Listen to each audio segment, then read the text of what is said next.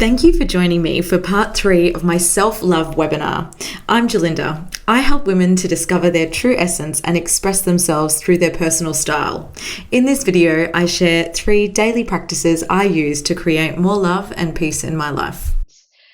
The way that I have learned to really love myself is through giving myself time. I was giving love and attention and all of my time to everybody else, and that left me with nothing. So I was at a point where I literally felt like I was spent. And I think as women, we're nurturers. We take on the world. We want to help. Does anybody want to share anything around this? Definitely resonating with what you're saying there. I've got an elderly mum in hospital at the moment, and I'm sort of like a carer for her, and I feel exactly what you're saying there, because I'm coming home with knots in my stomach after seeing her, worried sick about what's the next thing she's going to be told, and I'm losing sleep over it, and my sister's in Sydney, so I'm the only one sort of able to help with it, and I really feel like I'm carrying the worry of it all. It's so hard when someone's sick. Thank you for sharing. That is really tough. As carers or as parents or as daughters, I know that I feel the same way. If that was a friend or that was a family member that was telling you, you would say you've got nothing to feel guilty for. There is a way that you can release guilt, and your mum's you're obviously in a good place being in hospital, and we do what we can, but the best thing we can do for ourselves is actually look after ourselves. My mum was in intensive care a few years ago, and it was really daunting. Like, they basically got the minister in and said, you've got to say goodbye. And she'd had a heart dissection, and it was really scary. I remember one of the nurses saying to me, if you don't look after yourself, you're going to end up in here too. Anyway, I did. I ended up in the emergency ward from lack of dehydration. Then I felt guilty that I couldn't be there for my mum. Their guilt doesn't serve any purpose whatsoever. And finding peace is just the best thing ever.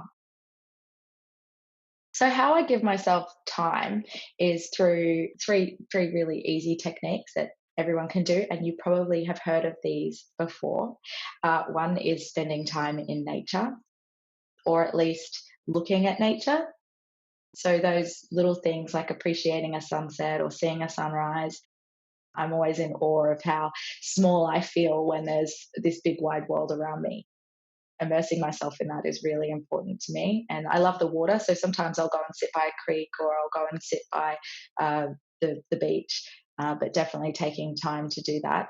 Another thing is meditation. So if you haven't tried meditation, it is the best thing ever. They've done studies on it. There's so many health benefits of it. So I started with 5 minutes where you sort of focus on a thought. So just one thought, and every time your thought drifts off, you go back to it. So I get up at 5 a.m. every day, and I spend about 30 minutes meditating. And if I miss it, I'll do it a little bit later in the morning. And then I usually do something again in the afternoon, and that's really been amazing. And the other thing I do is journaling. And you may have heard of journaling. Maybe even when you were little, you had a diary. I used to have one when I was young. It's a really great way to express myself. So I found that through my journaling, I've actually started writing poetry and getting creative with it as well. In my gratitude journal, anything I can think of being grateful for, whether it's the birds singing, my family, buying something new, I'll do as many things as I could possibly fit in there. I would love to hear from anybody if you've got anything you'd like to share. Every day I appreciate nature. Just even going out into my garden and looking at the veggies grow, and it's just amazing. I just love it. One thing I do is to go and play with the animals. Just take the dog for a walk. Does just completely take your mind off any of the worries or the woes. So they are wonderful lessons in unconditional love.